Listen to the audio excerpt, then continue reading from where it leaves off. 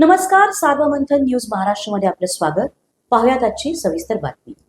अहिल्यानगर जिल्ह्यातील राहुरी तालुक्यात असलेल्या देवळाली प्रवरा व राहुरी फॅक्टरी परिसर हादरवणारी एक धक्कादायक घटना समोर आली असून सावकारीच्या जाचाला कंटाळून एका तरुण शेतकऱ्याने आत्महत्या केल्याची चर्चा परिसरात सुरू आहे. मृत तरुणाचे नाव शुभम बाबासाहेब खांदे, वय 28, राहणार देवळाली प्रवरा, लाख रोड, गडाक वस्ती असे असून त्याने आपल्या राहत्या घरात साडीच्या साहाय्याने गळफास घेत जीवन संपवले.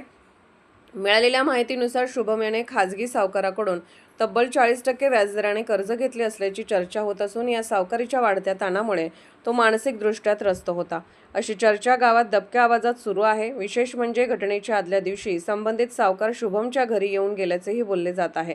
या प्रकरणात सर्वात महत्त्वाचा मुद्दा म्हणजे शुभमचा मोबाईल फोन सध्या पॅटर्न लॉक अवस्थेत आहे. त्यामध्ये कोणाचे फोन आले, कोणाशी संवाद झाला, त्याच्यावर कोणाचा दबाव होता का, याबाबतचे अनेक प्रश्न निर्माण झाले आहेत. मोबाईल अनलॉक झाल्यानंतर या प्रकरणातील खरे सत्य समोर येण्याची शक्यता व्यक्त केली जात आहे.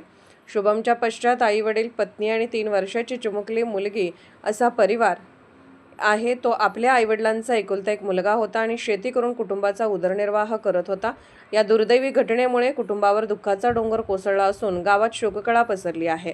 दरम्यान संबंधित सावकारावर पोलिसांकडून चौकशी होणार का, तसेच कारवाई केली जाणार का, याकडे सर्वांचे लक्ष लागले आहे. मयत शुभम आत्महत्या कोणता सावकार जबाबदार? देवळालीवर राहुरी फॅक्टरी परिसरात सावकाराने पुन्हा उच्छाद मांडला असून सावकारी ज्याचा कंटाळून एका शेतकरी तरुणाने आपली अखेरचे जीवन संपवले आहे. नव्यानेच हजर झालेले पोलीस निरीक्षक रवींद्र देशमुख यांनी या सावकारी करणाऱ्याचा बंदोबस्त करावा अशी मागणी होत आहे. तर मयत शुभम यांनी कोणत्या सावकाराकडून पैसे घेतले होते याचेही शाळा लावणे गरजेचे असल्याचे बोलले जात आहे. सार्वमंथन न्यूज, राहुरी, अहिल्यानगर. सार्वमंथन न्यूज महाराष्ट्राला लाईक करा, शेअर करा, सबस्क्राईब करा.